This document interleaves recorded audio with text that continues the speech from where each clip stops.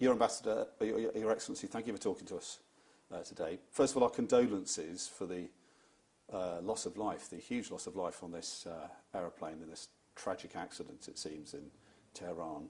The American, Canadian, British, European intelligence agencies are telling us that this was shot down by the Iranian military, possibly by mistake, and yet this morning authorities in Tehran are insisting this was not possible.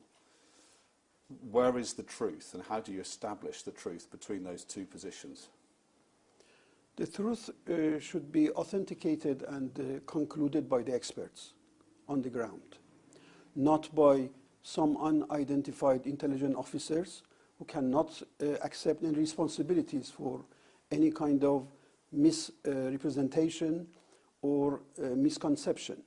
Because we are very sorry to say that, unfortunately, the countries that have been rushing to such judgments do not have any access to the hard evidences on the ground. Camera, and you could see, this is just around the moment, the sky lights up there, a flash of light, and then watch this as you just see debris, burning debris, raining down there. Not clear if that debris itself is from the plane or from a building, structures in the area that were hit by parts of the plane, but it does come at the time that the plane was hit. An eyewitness says that large pieces of debris have already been removed from the larger crash site. Of course, this happening before investigators have had a chance to get to the scene, and keeping that scene pristine essential to any credible investigation. Let's go to CNN. Do they have the black box? Do they have the voice recorder?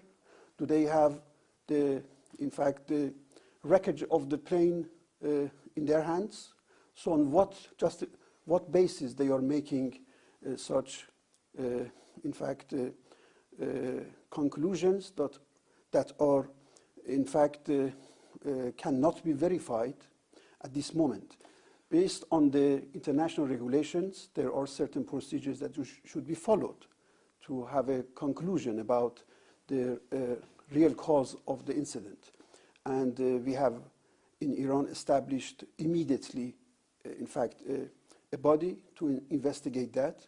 And we have invited a lot of experts from the concerned countries, from Canada, from United States, and Ukraine, of course, and other experts to investigate the issue. You say that they are rushing to judgment, but this morning your own government ruled out the possibility of a missile strike. How can they be so sure? How can your government be categorically sure that it hasn't done this? It hasn't been a tragic mistake carried out by its own military? Because they are attributing that this so-claimed mistake has been done by our military. So we are very clear and confident about our military and the missile, if it has been in fact launched. So we are confident from our side that there has been no missile launched in that area at that time. But we've seen this video. It even accused Western governments of psychological warfare for blaming the fireball on an Iranian surface-to-air missile.